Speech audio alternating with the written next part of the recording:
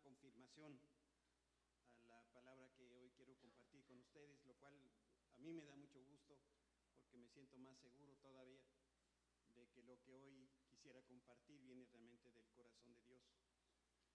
Y la palabra que el Señor me recordaba viene del profeta Oseas y dice en el capítulo 8, pon a tu boca trompeta.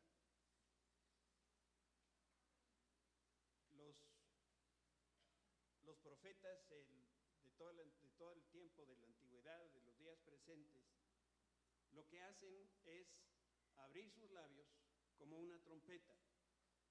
Y los profetas de Dios abren sus labios para hablar de Dios, para dar un mensaje que viene del corazón de Dios. Pero lo que hemos estado nosotros platicando la semana pasada, y hoy quiero compartir otros pensamientos a ese respecto, es cómo identificamos cuando esa voz viene de un profeta o cuando ese mensaje ya no viene de Dios. Quiero leerles unas cuantas líneas que puso el pastor Enrique Pavón de España, él es de Mundo de Fe, el 26 de agosto en su Facebook. Y quiero leer estas palabras porque siento que pues hablan de lo que yo quiero transmitirles a ustedes. Y dice lo siguiente: los apóstoles de Satanás no son los porteros de bares ni los tratantes de blancas. En su mayoría son ministros ordenados. Miles de los que ocupan nuestros púlpitos modernos dejaron de estar comprometidos en presentar los fundamentos de la fe cristiana. Y peor aún, se han desviado de la verdad y han prestado su atención a fábulas inútiles. ¿Alguien recuerda esas palabras, fábulas inútiles? ¿De quién es? ¿Quién? De Pablo a Timoteo. En lugar de magnificar la inmensidad del pecado y declarar sus consecuencias eternas, ellos lo minimizan, declaran que el pecado es simplemente ignorancia o ausencia de lo bueno, en vez de advertir a sus oyentes. Eso es lo que hace el profeta, toca ese cornero, esa trompeta para dar aviso de que escapen de la ira venidera. Con cada falsa enseñanza hacen a Dios mentiroso y declaran que Él es demasiado misericordioso y amoroso para enviar a alguna de sus propias criaturas al tormento eterno. En vez de declarar que sin derramamiento de sangre no hay remisión de pecados, ellos simplemente toman a Cristo como un gran ejemplo y exhortan a sus oyentes a seguir sus pasos. De ellos se debe decir: no han entendido cómo es que Dios nos aprueba. Por eso trataron de ser aprobados a su manera y no aceptaron la manera como Dios nos aprueba. Y ese es Romanos 10:3. Su mensaje puede sonar muy creíble y su objetivo parece muy loable, pero las escrituras los desenmascara y los exhibe. Y termina con este pasaje de 2 Corintios: porque estos son falsos apóstoles, obreros fraudulentos que se disfrazan como apóstoles de Cristo, y no es maravilla, porque el mismo Satanás se disfraza como ángel de luz. Así que no es extraño si también sus ministros se disfrazan como ministros de justicia, cuyo fin será conforme a sus obras. Es una palabra de advertencia para nosotros que somos la iglesia. Bueno, él está en España, pero esto aplica para nosotros como anillo al dedo. La semana pasada nos introdujimos a una enseñanza que cada día la veo más importante para nosotros, que tiene que ver con cómo nosotros podemos identificar la profecía verdadera, cómo podemos identificar un mensaje que viene de Dios. Y dijimos que cada uno de nosotros tiene la responsabilidad de evaluar todo lo que escucha, todo lo que lee, todo lo que ve. El propósito de evaluar es para poder retener lo bueno. Y empezamos a conocer algunas herramientas espirituales que tenemos a nuestra disposición para poder discernir la verdad y separarla de la mentira. Y las debemos utilizar para evaluar una profecía, un mensaje hablado o escrito o televisado, una enseñanza que recibimos en la iglesia donde nacimos o crecimos. ¿Ustedes creen que a lo mejor Algunas de las enseñanzas que aprendimos en otra iglesia debieran ser evaluadas el día de hoy. Somos humanos y a lo mejor nosotros entendimos mal o alguien la comunicó mal, pero hoy somos adultos y tenemos que evaluar aún aquellas enseñanzas que en su momento las tuvimos como buenas, y también las tradiciones que están fuertemente enraizadas. La primera herramienta de que hablamos fue si la profecía edifica o condena. Y sabemos que una profecía que viene de Dios, por supuesto que tiene que edificar. Y hoy quiero compartirte otras herramientas. ¿A dónde vamos a llegar hoy? No sé, pero vamos a llegar a compartir algunas de estas herramientas. Y esta es la prueba número 2. ¿La profecía está en acuerdo a la Escritura? Por supuesto, conocemos la respuesta. La profecía genuina, el verdadero mensaje de Dios, siempre, y aquí no podría yo subrayarlo suficientemente, siempre está en acuerdo con su palabra.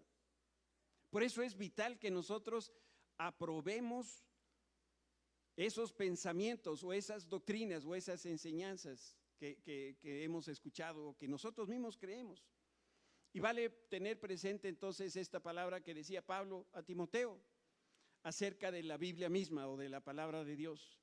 Toda la Escritura es inspirada por Dios, esta es la traducción viviente, y es útil para enseñarnos lo que es verdad y para hacernos ver lo que está mal en nuestra vida. Nos corrige cuando estamos equivocados y nos enseña a hacer lo correcto. Dios la usa para preparar y capacitar a su pueblo para que haga toda la obra. Y bueno, la versión que quizá muchos de ustedes también conocen de memoria. Toda la Escritura es inspirada por Dios, es útil para 4 cosas: para enseñar, para redarguir, para corregir, para instruir en justicia, a fin de que el hombre de Dios sea perfecto, enteramente preparado para toda buena obra. En otras palabras, la autoridad que está detrás de cada porción de la Escritura es el Espíritu Santo. Es Dios el que está hablando y el Espíritu Santo nunca se contradice. Por lo tanto, cualquier pensamiento dado en profecía o dado en enseñanza que venga de Dios jamás va a estar en contra de la letra ni en contra de la esencia de la Escritura. Y esa es una prueba que nosotros tenemos que hacer con cada uno de los pensamientos que nosotros tenemos. Cuando pasamos por la escuela, los exámenes son para evaluar el conocimiento adquirido, pero luego viene la experiencia donde se pone a prueba lo aprendido. Yo siempre me preocupa lo que los médicos estudian en la escuela.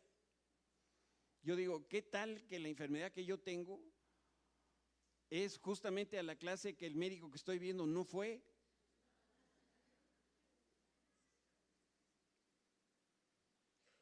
Si no sabe de mi enfermedad, a lo mejor tiene hasta doctorados, pero si mi enfermedad ese día estaba muy cansado y ese día no puso atención y no aprendió,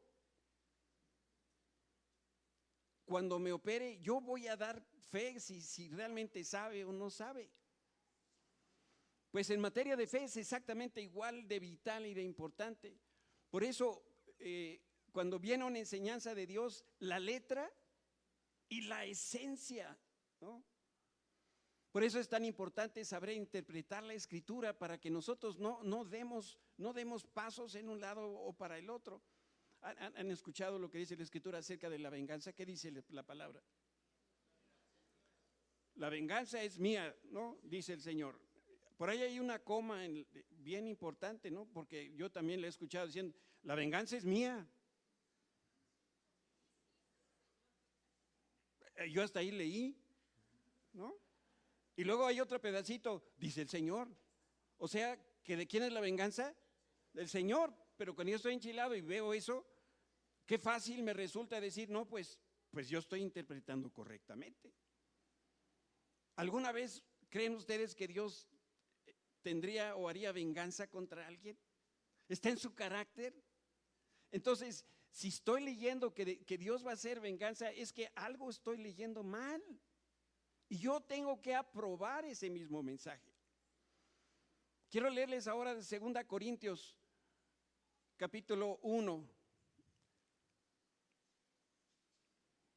Dice, tal vez se pregunten, ¿por qué cambié los planes? ¿Acaso piensan que hago mis planes a la ligera? ¿Piensan que soy como la gente del mundo que dice sí cuando en realidad quiere decir no? Tan cierto como el que Dios es fiel, nuestra palabra a ustedes no oscila entre sí y el no, pues Jesucristo, el Hijo de Dios, no titubea entre el sí o el no. Él es aquel de quien Silas, Timoteo y yo les predicamos, y siendo el sí definitivo de Dios, Él siempre hace lo que dice, pues todas las promesas de Dios se cumplieron en Cristo con un resonante sí, y por medio de Cristo nuestro amén se eleva a Dios para su gloria. En otras palabras, Dios no dice una cosa un día y luego cambia de opinión y dice otra cosa al día siguiente. Dios no se desdice, jamás. El profeta Isaías exhibe también esa práctica que había en el pueblo de Israel y algo que el Señor detesta, y lo pone en estos términos. Tal vez alguien les diga, preguntemos a los médiums y a los que consultan a los espíritus de los muertos con sus susurros y balbuceos, y ellos nos dirán qué debemos hacer. Pero ¿acaso no deberá el pueblo pedirle a Dios que lo guíe? ¿Deberían los vivos buscar orientación de los muertos? Es una pregunta retórica. La respuesta es no, por supuesto. Lo que está diciendo Isaías, ¿buscas alguna respuesta? Pues lo único que tienes que hacer es buscar a Dios a través de Jesucristo. ¿Se acuerdan cómo en el Evangelio de Lucas, hablando de la resurrección de Jesucristo, ese pasaje hermoso que dice, ¿por qué buscas entre los muertos al que vive? Este pasaje en particular de Isaías habla de los peligros de establecer comunión con los muertos, porque esta es una práctica que desde que se originó Dios la aborrece. Y es que las personas están buscando respuestas a sus preguntas. Dice la Biblia, tienen cosquilleo en sus oídos de escuchar y andan del tingo al tango buscando qué es lo que quieren saber. Y en muchas ocasiones van a los lugares más peligrosos, como es a través del ocultismo, y van buscando en mediums o van buscando limpias y cualquier otro medio, porque no están escuchando la voz de Dios. Si tú tienes dudas, si necesitas dirección en tu vida, en tus decisiones, hay una respuesta. Busquen las instrucciones y las enseñanzas de Dios. Quienes contradicen su palabra están en completa oscuridad.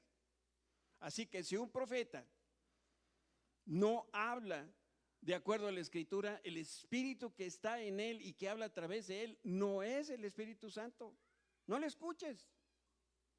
El Espíritu detrás de la verdad de la profecía es la persona del Espíritu Santo.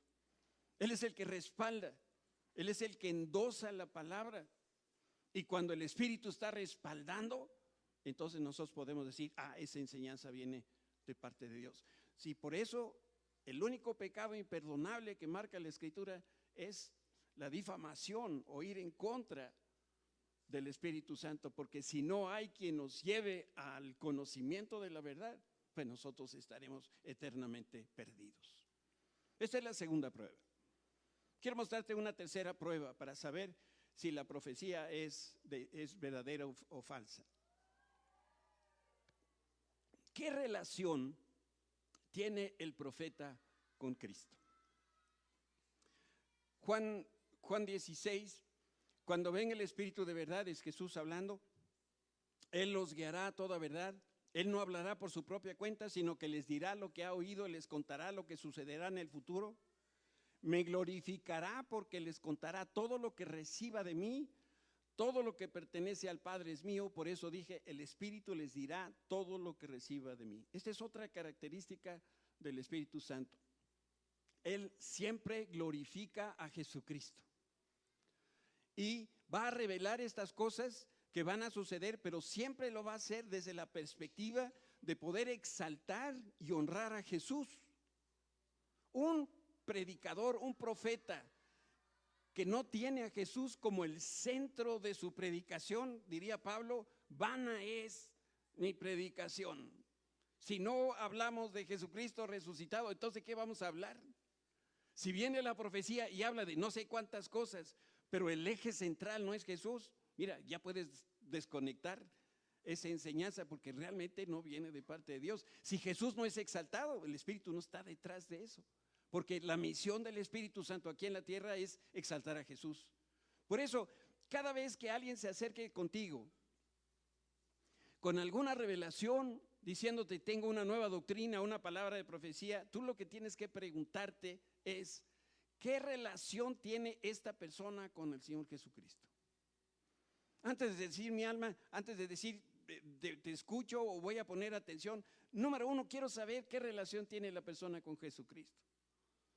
Lo segundo que tengo que buscar es lo que dice esa persona, ¿está exaltando, le está dando gloria a Cristo? Y se tiene que ver en su vida que Jesús es lo primero. Juan el apóstol en Apocalipsis escribe la revelación que recibe de parte de Jesucristo, y él escribe en estos términos una experiencia que nos ilustra lo que estamos hablando. Entonces me postré a sus pies, dice Juan, porque estaba delante de un ángel para adorarlo, pero me dijo, no me adores a mí, yo soy un siervo de Dios como tú y tus hermanos que dan testimonio de su fe en Jesús. Adora solo a Dios, porque la esencia de la profecía es dar un claro testimonio de Jesús. La Reina Valera dice, el testimonio de Jesús es el espíritu de profecía. En otras palabras, vino el ángel. Juan quedó asombrado por la revelación que traía el ángel y lo que le estaba diciendo, y su humanidad le hizo en ese momento decir, yo me inclino delante de ti como ángel que eres, como mensajero de Dios. Y el ángel le dijo, espérame, aquí al único que merece la adoración y la alabanza es el Señor Jesús. Ningún predicador camina a 2 metros arriba del suelo, y si ven que eso pasa es porque abajo tiene hielo seco, Todos caminamos con los pies en la tierra. Todos tenemos que ir a la tintorería cuando la ropa se ensucia, amanecemos despeinados, incluso algunos en la noche babean. De los predicadores más famosos que ustedes conocen, son igualitos que nosotros. No tenemos por qué adorar, no tenemos por qué exaltar lo que dijo alguna personalidad. Vamos a exaltar, exaltemos a Jesucristo. Yo quiero decirte que la esencia de la profecía, entonces, desde la primera palabra que se dio hasta la última que se va a dar, se centra, se exalta a Jesucristo, y cualquier pensamiento, cualquier acto que no reconoce el nombre de Cristo y la obra redentora, podemos decir, esto no viene del Señor. Hay mucha gente que insiste en sustituir a Jesús, en negarle el lugar de supremacía que Él tiene. Y algunos posicionan primero y por encima a Cristo, a una persona, a un maestro. Hay iglesias, y lo digo no de juicio, sino de descripción, que adoran a Calvino, a Lutero. Y durante todo un mes de un año se lo dedican a la reforma. Yo digo, ¿por qué no dedicamos todo el año mejor a hablar de Jesucristo? ¿Quién le dio la revelación a los reformadores? O sea, el justo por la fe vivirá. Esa fue la revelación que Dios les mostró a esos varones. Esa era una profecía, pero ¿de quién está hablando esa profecía si no está hablando del Señor Jesucristo? Y fácilmente nosotros nos dejamos como envolver de todas estas cosas. Otros les dan el primer lugar a su denominación, a su iglesia local, a una doctrina. Algunos se van por las manifestaciones del Espíritu, pero la Escritura es muy clara cuando dice, Cristo también es la cabeza de la iglesia, la cual es su cuerpo. Él es el principio, es supremo sobre todos los que se levantan de los muertos, así del primero, así Él es primero en todo. Estas son las credenciales que tenemos que ver en las personas que escuchamos, los libros que leemos, los mensajes que recibimos. Jesucristo está por encima de cualquier profecía, de cualquier mensaje, de cualquier enseñanza. ¿Sí me entiendes? Cristo es primero. Déjame mostrarte una cuarta prueba que nos hace conocer si realmente lo que estamos escuchando viene de Dios o no. El profeta y la profecía dan buen fruto. Yo quiero que me escuches en este asunto número 4, pero con tus 5 sentidos, y luego dicen que las mujeres tienen un sexto, también por favor préstamelo tantito. Quiero que me vean, porque les habla un predicador que está hablando de predicadores. Por lo tanto, lo que yo estoy diciendo aquí en particular es algo que tú tienes que observar en mí. Me pongo entonces como en medio de una radiografía para que tú me veas. ¿Sí? La cuarta prueba tiene que ver con el fruto. En cambio, la clase de fruto que el Espíritu Santo produce en nuestra vida es amor, alegría, paz, paciencia, gentileza, bondad, fidelidad, humildad y control propio. No existen leyes contra estas cosas, no pueden existir, porque una persona que abunda de amor no necesita la ley, porque él va a cumplir la ley. Y la pregunta que nos debemos hacer es: ¿el profeta y la profecía que predica corresponden al carácter de Cristo, al carácter del Espíritu Santo? ¿Cómo es el Espíritu Santo? Es amor, alegría, paz, paciencia, gentileza, fidelidad, humildad, control propio. Eso es lo que caracteriza al Espíritu Santo. La pregunta ahora es: ¿el profeta, el que está enfrente, el maestro que me enseña, exhibe el carácter del Espíritu Santo? ¿Su vida produce este fruto? Como ustedes podrán apreciar, no tengo precisamente cuerpo como de torero, ¿verdad? Más bien como de picador. Y yo sé que ustedes me quieren y son bien sinceros conmigo. Si yo te dijera que tengo la mejor receta para bajar de peso, ¿qué me dirían? ¿Cómo? Me dirían, número 1, si tú le estás siguiendo, no se nota. Y si yo me voy a poner como tú, no me interesa. Hay un fruto evidente que está delante de sus ojos, no lo puedo negar, ¿no? Lo mismo pasa con el predicador, no puede negar el fruto de su vida. Y para poder responder a esta pregunta, 2 cosas tienen que estar en juego. Toda profecía se da con respecto al reino de Dios y el evangelio. Allí es donde se concentra la profecía, porque ese es el interés que tiene Dios. Dice Pablo a los romanos: pues el reino de Dios no se trata de lo que comemos o bebemos, sino de llevar una vida de bondad, paz, alegría en el Espíritu Santo. Un profeta no necesita hablarnos de las cosas materiales, lo puede hacer, pero eso no es la principal razón de ser, sino que nos va a ayudar o nos va a inspirar a llevar una vida de bondad y de paz y de alegría en el Espíritu. De manera que las cosas naturales son importantes, pero no son la principal preocupación de la profecía. Si un profeta te dice: ¿y vas a tener 18 hijos? Puedes o no creerles, es tu deseo. Pero finalmente la pregunta es: ¿y qué tienen que ver mis 18 hijos con el reino de Dios? Ahí es donde esto toma otro enfoque. Yo creo que lo podemos decir y con toda sinceridad y con toda humildad: los quintillizos de Lorena, mi hija, tienen un propósito divino.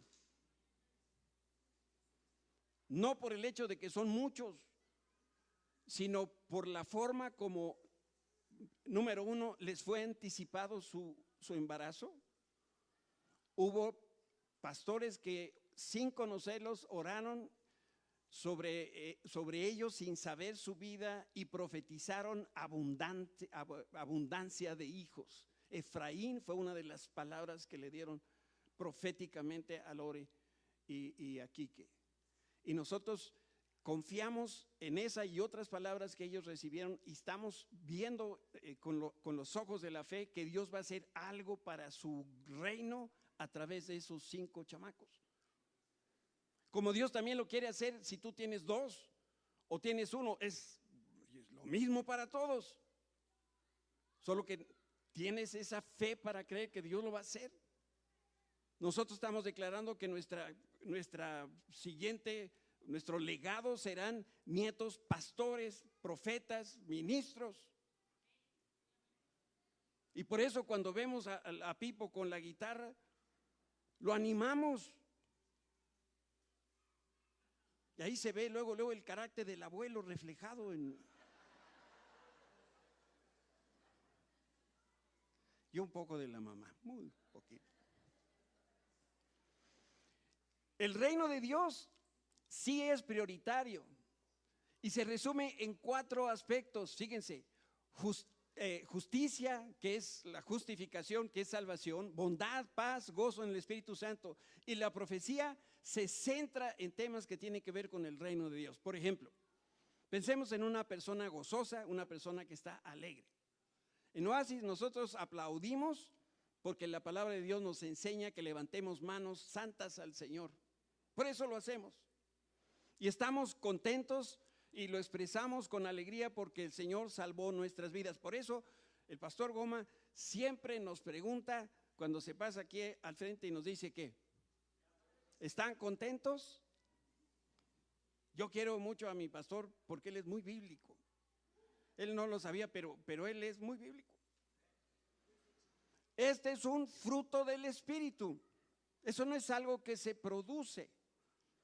Por el otro lado, nosotros a veces hablamos tanto del Espíritu Santo y de sus manifestaciones que podemos olvidar que también el Espíritu Santo es santidad. Por más que nos empeñemos en estar contentos, esta condición no la podemos fabricar. El hombre no la puede fabricar. Para vivir gozoso, primero debemos vivir consecuentes a la palabra de Dios. Y la palabra de Dios declara lo que estamos poniendo aquí en este anuncio, que los resultados que Dios va a dar a nuestra vida van a ocurrir justamente en este orden. Primero, justicia, que es salvación. Ese es lo más importante para Dios. Después la bondad, la paz, y después viene el gozo en el Espíritu Santo. Pero también específicamente Jesús nos puso en advertencia sobre el mal fruto. El fruto del Espíritu es el buen fruto, pero hay un mal fruto. Ten cuidado de los falsos profetas que vienen disfrazados de ovejas inofensivas, pero en realidad son lobos feroces. En esta enseñanza de Jesús, las ovejas representan el discípulo cristiano, mientras que el lobo es el enemigo natural de las ovejas. Y se presenta en esta escena con una intención. Cada vez que viene el lobo no viene a visitar a las ovejas, sino las quiere matar y se las quiere comer. La pregunta es: ¿por qué un lobo se cubriría con la piel de una oveja? Pues lo obvio es para pasar por oveja. Pero ¿qué es lo que sucede? Una vez que pasa por la oveja, entonces va a poderse acercar al rebaño y se los va a poder comer. Un lobo que se disfraza de oveja es más peligroso que un lobo que se presenta como lobo. Por eso ningún falso profeta va a decir en su presentación a su predicación o lo que vaya a la enseñanza que va a dar: buenos días, me da mucho gusto estar aquí, soy un profeta falso. Por eso tenemos que tener mucho cuidado de los falsos profetas que parecen mosquitas muertas. Mira que si se les ven los colmillos así, ya sabemos, pero lo malo es que vienen disfrazados de ovejas. Y quiero ponerte en un cuadro para que tú puedas identificar a un falso profeta cuando lo veas, cuando lo escuches, cuando lo leas. La naturaleza de los falsos profetas se conoce por lo siguiente: no te van a decir lo que verdaderamente creen. Van a venir a ti aparentando ser súper espirituales. Seguramente van a tener una bibliota así como de púlpito, así grandototas, bajo el brazo. Hay algunos que te las traen las Biblias en el carro, ¿cómo se dice? En el tablero. ¿Quién trae Biblia en el tablero? ¿Y quién trae pescado en su carro? Miren, ahí están. Disfrazados de cristianos vienen estos. Otra, no, cuando vean un pescado no le echen el carro encima, igual a lo mejor es cristiano. Los falsos profetas van a venir a ti asegurándote que traen un mensaje del corazón de Dios. Te van a decir y afirmar que traen una revelación superior que tú no conoces, que tú no has visto. Y sobre todo van a venir a ti ofreciéndote una nueva experiencia que produce el Espíritu Santo. Este es el tema favorito. Esta es la médula de su mensaje. Esto es algo nuevo, esto es una experiencia, esto es algo que tú no has experimentado. ¿Y cómo nos defendemos de hombres o de mujeres que han sido ya seducidos por el engañador? Pues se necesita un perro pastor para discernir la presencia del lobo en el rebaño. Y sabes, el perro pastor no juzga por la vista, juzga por el olfato. En la Biblia encontramos que el sentido del olfato es un tipo de discernimiento espiritual. Tenemos que oler espiritualmente. Esto no es de sentir, porque hay personas que como en la primera ocasión que nos presentan, a veces nos equivocamos, ¿verdad? Y hacemos un falso juicio y decimos, pues qué gordo me cayó. ¿Pero qué te hizo? No, pues nada, así nomás de gratis. Eso no es discernimiento. Discernimiento es cuando hay algo en mi espíritu, no en el alma, sino algo en el espíritu que me hace a mí pensar que no está bien. Por eso, viendo las diferentes pruebas, nosotros podemos claramente identificar si viene esto de parte de Dios o no. Los que están como responsables del rebaño de Dios necesitan desarrollar este sentido, porque solo así se van a poder detectar cuando viene un lobo cubierto de piel de cordero. Esta misión es tan importante que el Señor no nos las dejó a nuestros sentidos, sino que para eso el Señor nos da discernimiento y entendimiento para poder probar con objetividad si el espíritu del profeta es verdadero. Hablamos el domingo pasado, no estamos evaluando al profeta. Hay profetas horrorosos que vienen de parte de Dios. No nos quedemos con la apariencia externa. Hay otros donde Dios nos dio, ¿no?, guapos y todo. Bueno, pero no te quedes tampoco con la guapura. Ve el espíritu con el que está hablando. Jesús nos advierte, como digo, en varias ocasiones y dice, puedes identificarlos por su fruto, es decir, por la manera en que se comportan. ¿Acaso puedes recoger uvas de los espinos o higos de los cardos? Si tú cada vez que estás buscando fruto, en vez de obtener el fruto, te encuentras con una espina, bueno, ese no es una vid, porque en la vid no hay cardos. Te quiero decir y hacer una lista que no es exhaustiva de lo que no es el fruto del Espíritu. Y tristemente algunas de estas calificaciones o descalificaciones también están en personas que están predicando un evangelio que no es el correcto ni el verdadero. Perdón, yo lo tengo que leer, no está acá. Solito me meto el pie. De estas calificaciones que a veces están presentes en estos hombres o mujeres, orgullosos, manipuladores, controladores, voy a decir una palabra, perdónenme, bocones, exagerados, deshonestos, codiciosos. Muchas veces esto puede ser en el ámbito de lo sexual. Irresponsables en sus finanzas. No puede haber un pastor que viva debiendo dinero. Eso no puede ser. Adicto a la comida, y yo sé que con esto me meto autogol. Adicto a las drogas, al sexo, al alcohol, la flojera, no cumple sus votos matrimoniales. Sus hijos no son consecuentes con lo que el profeta predica.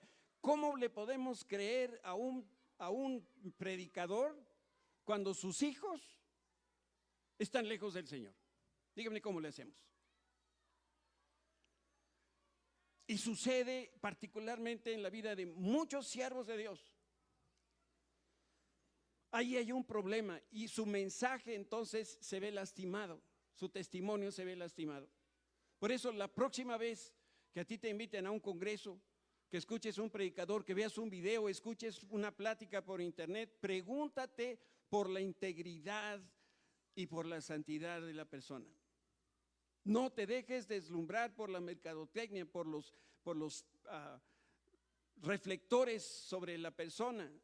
No te dejes impresionar por la fama.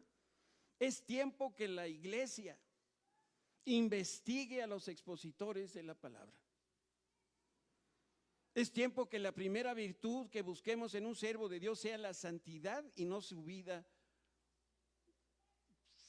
de profesión o lo que hace para ganarse la vida. Y no estoy afirmando con esto que yo vivo en santidad, pero lo que sí te estoy diciendo es que es tu responsabilidad que tú evalúes mi conducta, la conducta de mi familia y el espíritu con el que servimos a Dios.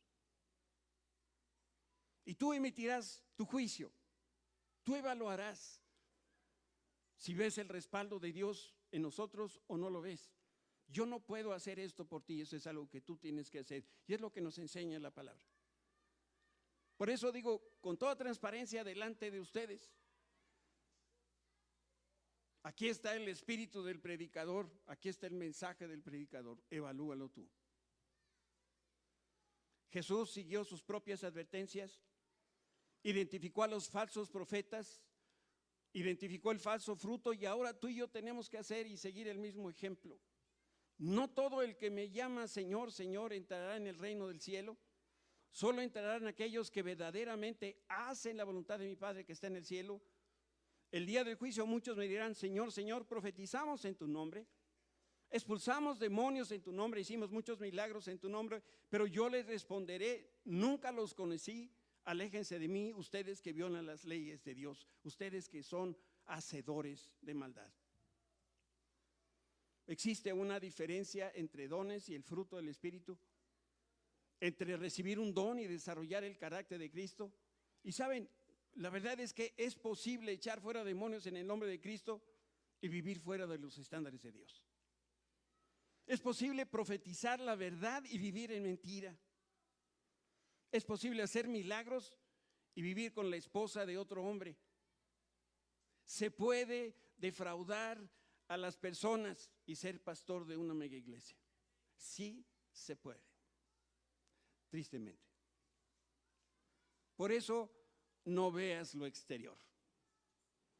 Es mejor que tú veas si la autoridad del que predica se cimienta en el nombre de Jesús y en la obra de la cruz.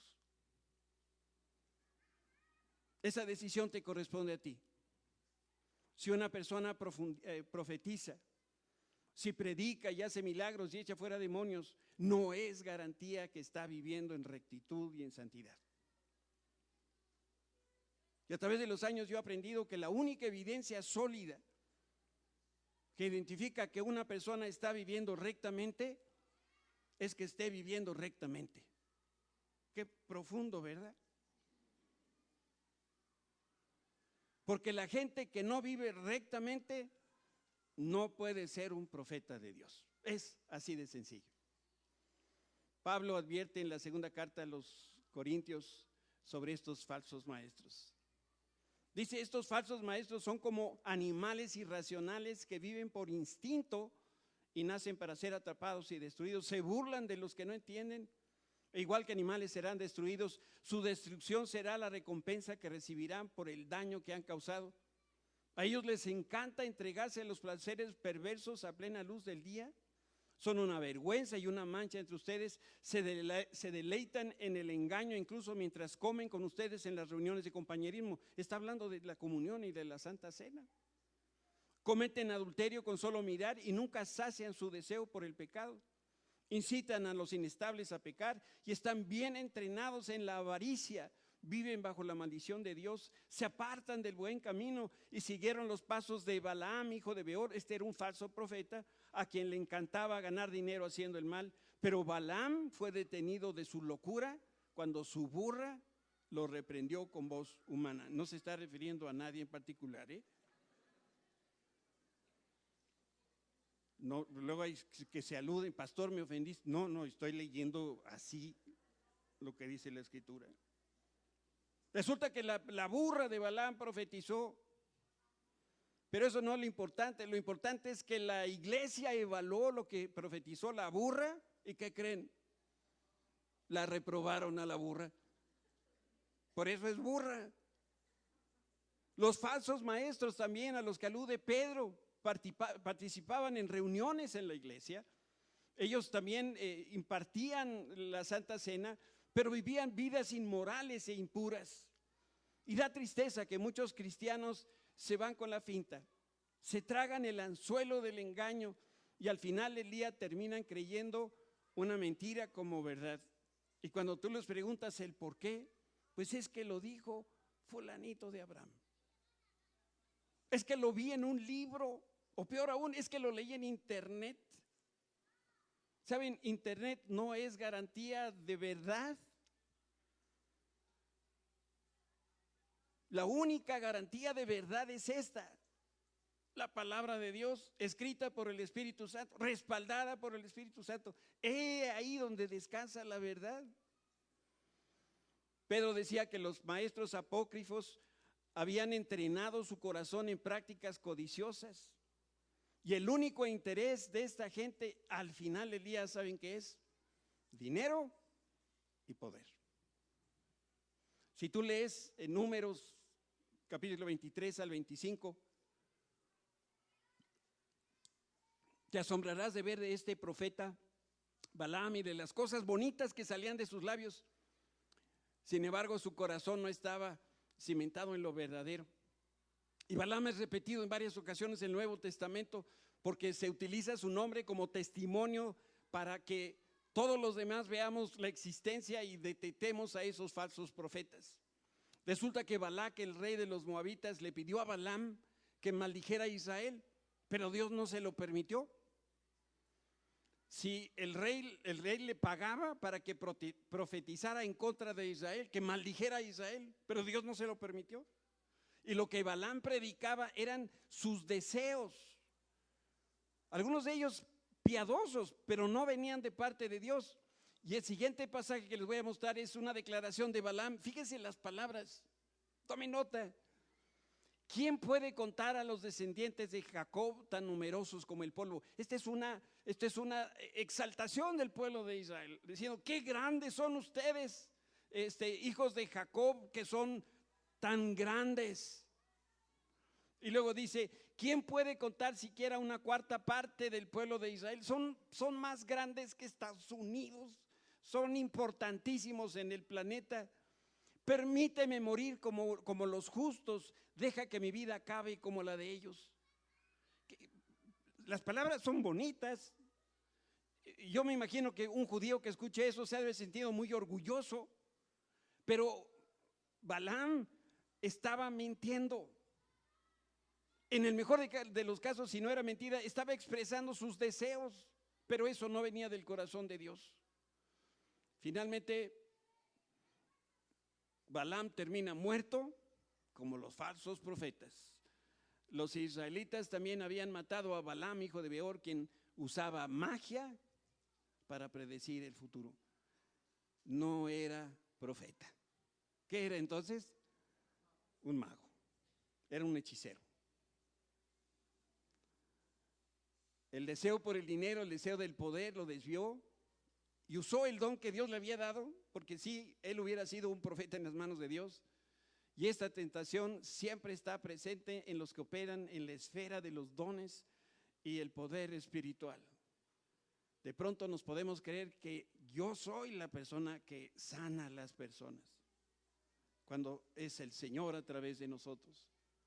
O es que yo predico también y no nos damos cuenta que si hay algo bueno que sale de nosotros, eso viene de parte de Dios. Por eso tú y yo siempre debemos evaluar el fruto del profeta, el carácter del profeta, la profecía que se proclama y los efectos que se producen.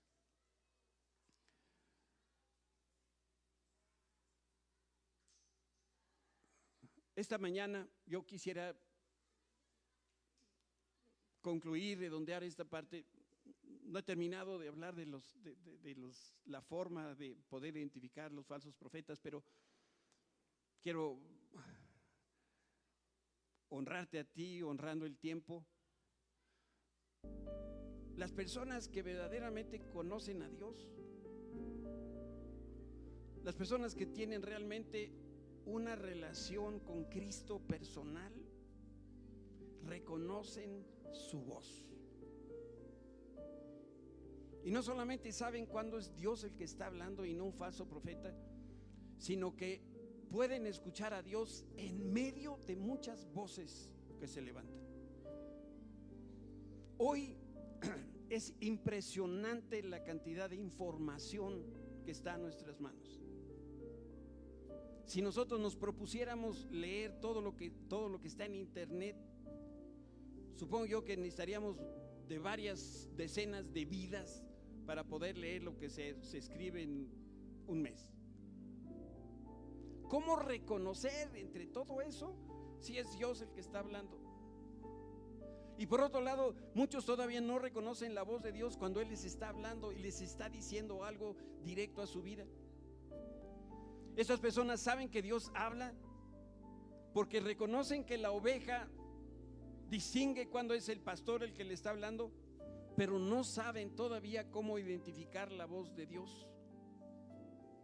Hay un refrán popular muy feo, pero lo voy a repetir a efecto de hacer el ejemplo: el que no conoce a Dios, donde quiera se anda hincando.